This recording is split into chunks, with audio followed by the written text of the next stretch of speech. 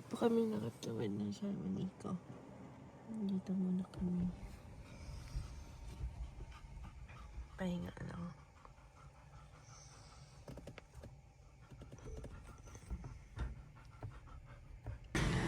Breakfast muna kami guys. Pork steak and sunside out. Dito na kami ngayon sa summer. Hindi na kami nakapag-vlog kanina. Di ba ko i-offered nila top vlog ko sa guys, time check 8:52 na. Ano yung kinain natin?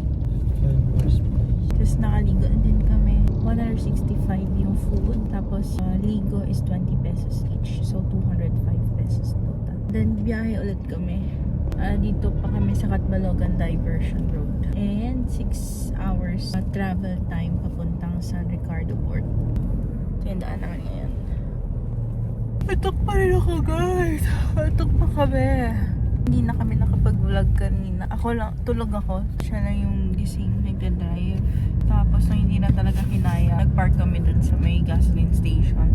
3 hours din na yun, babe, no? Tapos yun, biyahe na ulit. Tapos nadaanan namin yung Femar's Place. Bye-bye! Hi guys! So, bumili kami ng 7-Eleven. Tapos, bumili ako sa Crispy King. Tapos, bumili kami ng shake. Hintay lang namin yung shake namin.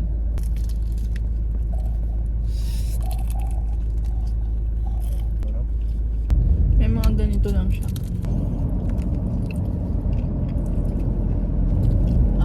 Talaga ako mahilig sa balat ng chicken.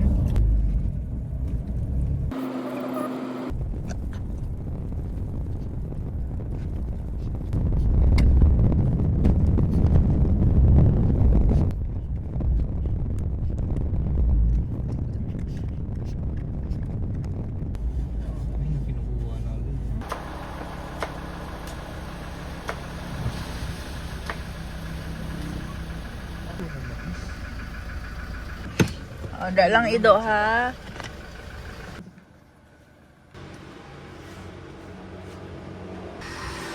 Saan na hente? Lubak-lubak pa. Daan din na. Okay na.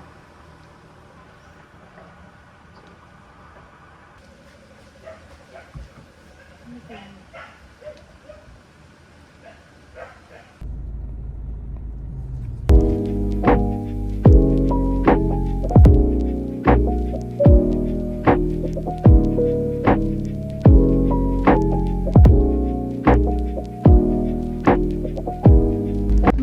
Pag-abot sa Ciudad Tacloban.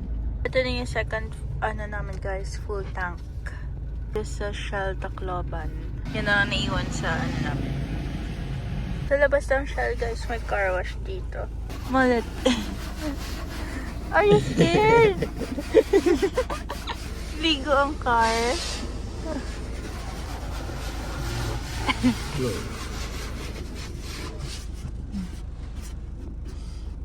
Balls.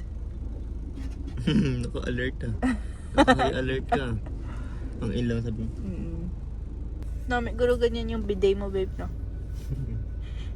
Tapos ano, di ba bidet may tubig?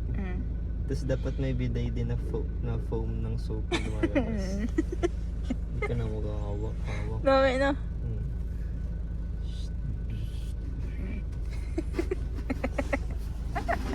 Ganun yan. Hala. Nahiya si Kokay. Wala pa kaming kain, guys. Wow! Wala pong kain. Tuod man. Yung proper na kain. Nag-edit ako ng vlog. Para sure ako na i-upload ko talaga. Guys, bili kami ng KFC. Alin? Bili kami ng KFC. Burger and fries and drinks. Dito kami pinadaan sa Mena guys, Tacloban Bypass Road. Yan yung maps.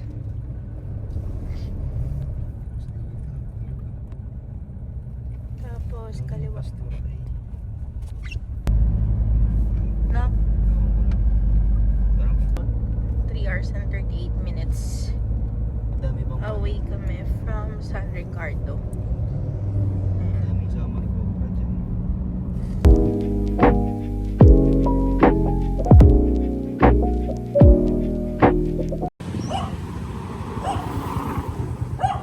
Nakain na namin si Malat, guys. Dito na kami sa may Haplag Leyte. Ganda ng video, no? Isin niya lang yung mga tali. Kasi lumuwag.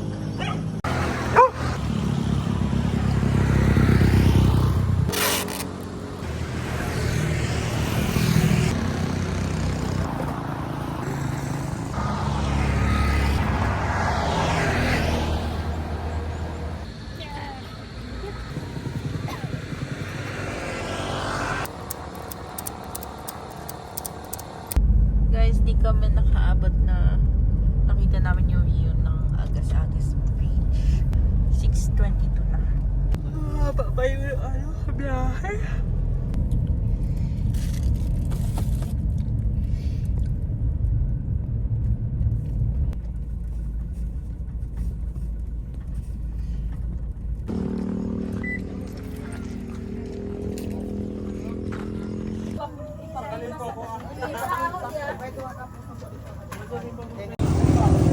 Sabay-sabay yan. Ito, bigas pala siya. Oo. Bigas siya, gano'n. Tapos butang tubig. Sa kaldero. Oo. Oh, Bilaga. nakaiwalay lang. Minute po, San Ricardo. San Ricardo? Apo. Okay. Park lang. Okay po, sir.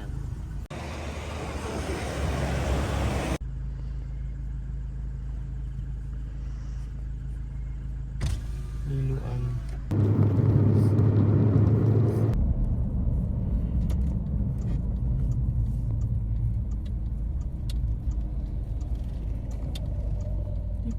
San Ricardo Bus Terminal. Ay.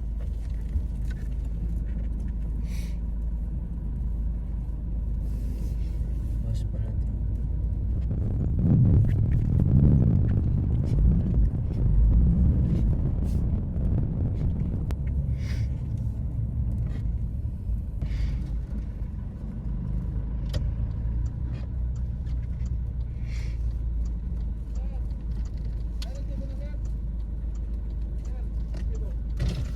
May resibo na kayo? Wala pa. Dito. Oh, dito kayo sa gilid muna.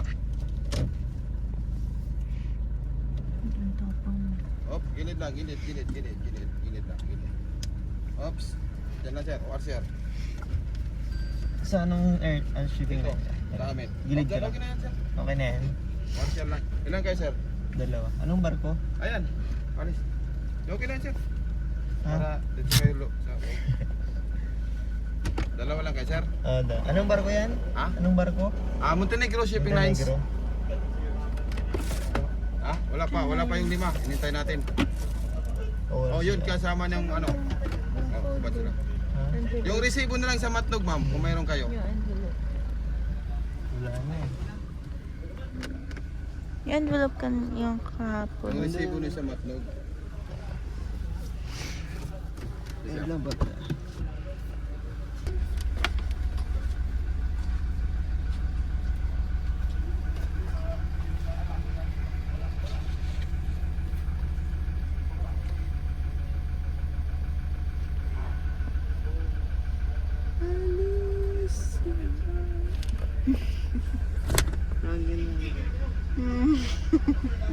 Wala na.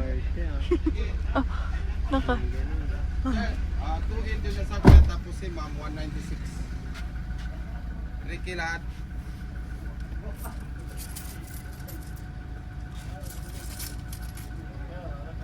Two, 8 tapos 1. 1, 2, 3 kay sir. Ano 10 piso dito, mama. Tapos pipay doon.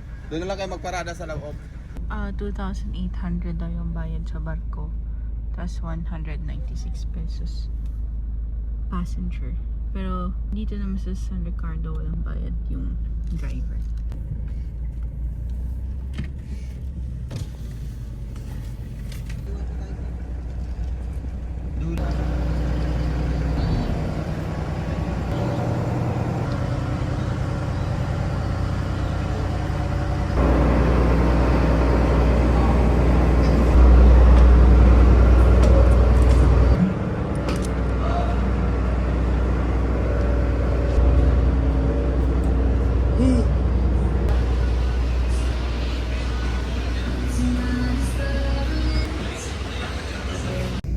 Hi guys, time check 10:10 in the evening. So dumating kami dito sa San Ricardo Port 9 p.m. Yung masahe is 2,800.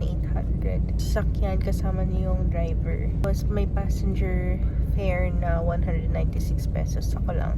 Tapos hindi chinak yung papers ni Molot dito. So diretso na kami pasok. Tapos 1 hour na mahigit kami nakapark dito. Sabi nung deck crew, 1 hour lang daw yung travel from dito papuntang Lipata Port. So, pero hindi pa naman kami nakaalis. Naghihintay pa siguro ng mga sasakay pa. Kasi Molot tulog siya.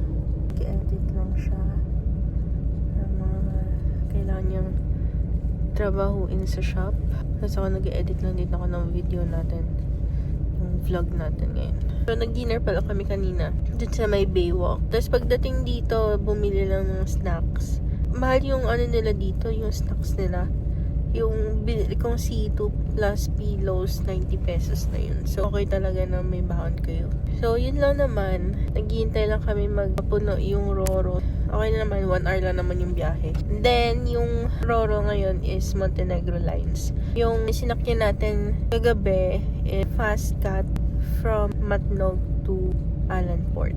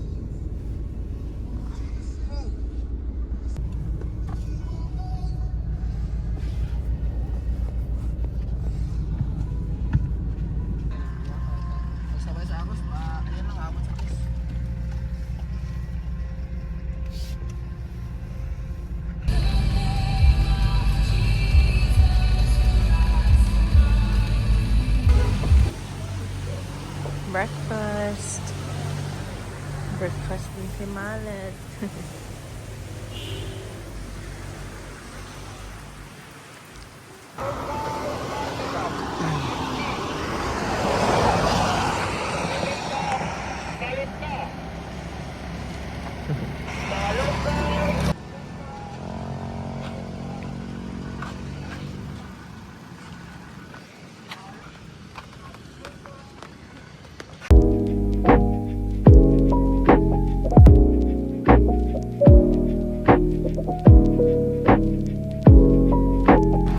Lunch guys, dito sa Davao de Oro.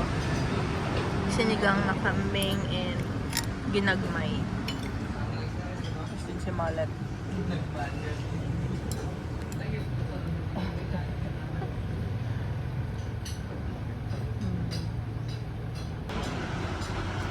Roadside.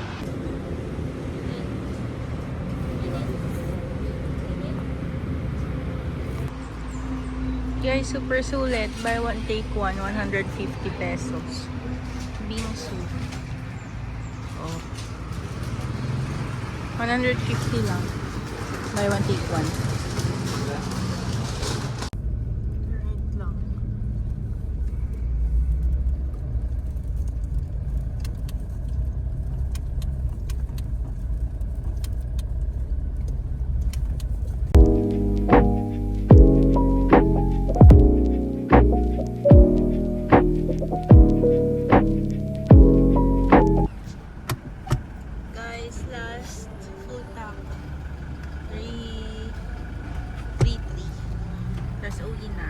Davao na kami.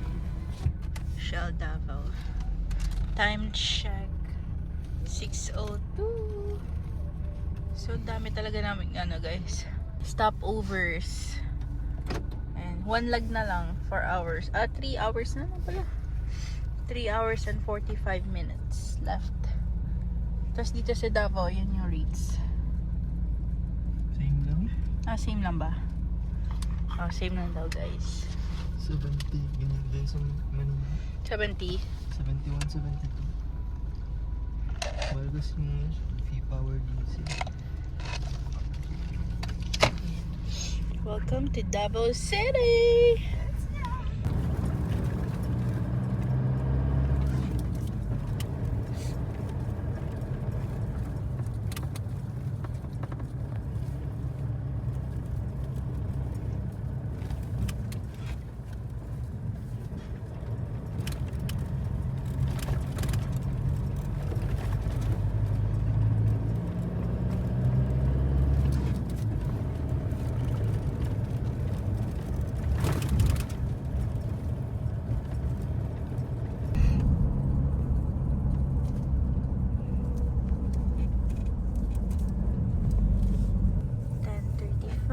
PM.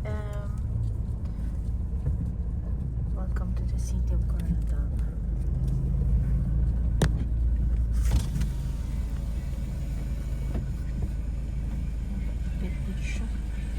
Hi sir.